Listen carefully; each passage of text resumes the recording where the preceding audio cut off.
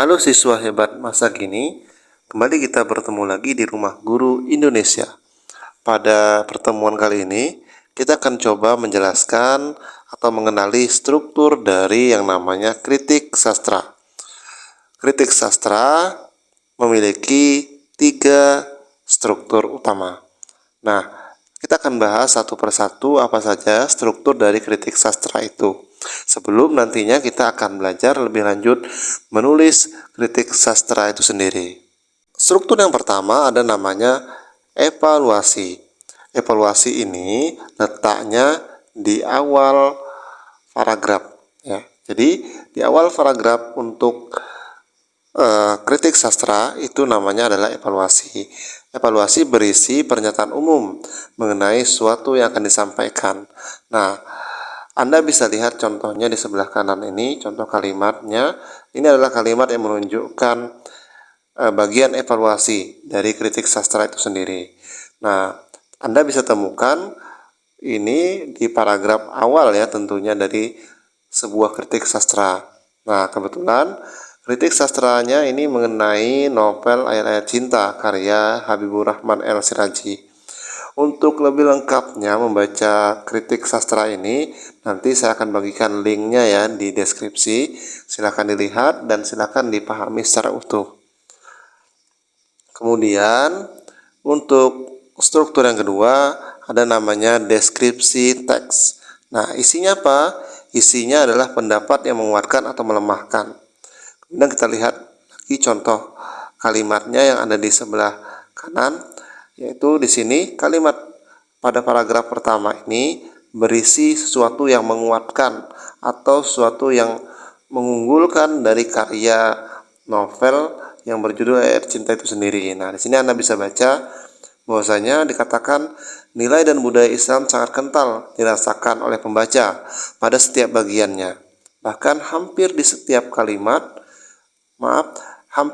paragraf kita akan menemukan pesan dan amanah. Nah, ini sudah cukup membuktikan bahwasanya pada paragraf ini menunjukkan keunggulan atau kelebihan dari novel Ayat Cinta tersebut. Kemudian, nah pada paragraf berikutnya ini justru menunjukkan kelemahan atau sisi kekurangan dari novel Ayat Cinta itu sendiri, yaitu digambarkan di sini ada tokoh Fahri yang dinilai terlalu sempurna. Nah, seperti itu. Jadi, si penulis kritik ini menilai bahwasanya tokoh Fahri ini diciptakan oleh penulisnya terlalu sempurna, sehingga sepertinya tidak ada kesan kekurangan dari tokoh Fahri ini. Nah, dia mempertanyakan, apakah dalam kehidupan sehari-hari ada orang seperti itu? Tentunya mustahil ya, orang tanpa kekurangan. Seperti itu. Baik, kita lanjutkan ke struktur yang ketiga. Untuk struktur yang ketiga, ada namanya penegasan ulang. Penegasan ulang ini berisi penegasan mengenai suatu yang sudah dilakukan atau diputuskan oleh penulis kritik tersebut. Nah, pada contohnya di sini penulis kritiknya memberikan penegasan ulang bahwasanya pembaca yang merasa hal itu pasti akan bertanya-tanya, adakah sosok yang memang seperti tokoh Fahri? Meskipun penggambaran karakter tokoh diserahkan sepenuhnya pada diri penulis, akan tetapi akan lebih baik jika karakter tokoh yang dimunculkan tetap memiliki keseimbangan. Dalam arti, jika tokoh yang dimunculkan memang karakter yang baik, maka paling tidak ada sisi lain yang dimunculkan. Akan tetapi tentu saja dengan porsi yang lebih kecil atau bisa diminimalisasikan.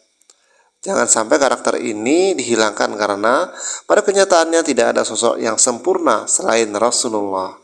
Nah, jelas di sini penulis kritiknya memberikan penegasan ulang mengenai pentingnya memberikan tokoh yang sesuai atau penggambaran tokoh yang sesuai. Jadi di sini penulis kritiknya memberikan penegasan ulang mengenai kekurangan dari novel tersebut.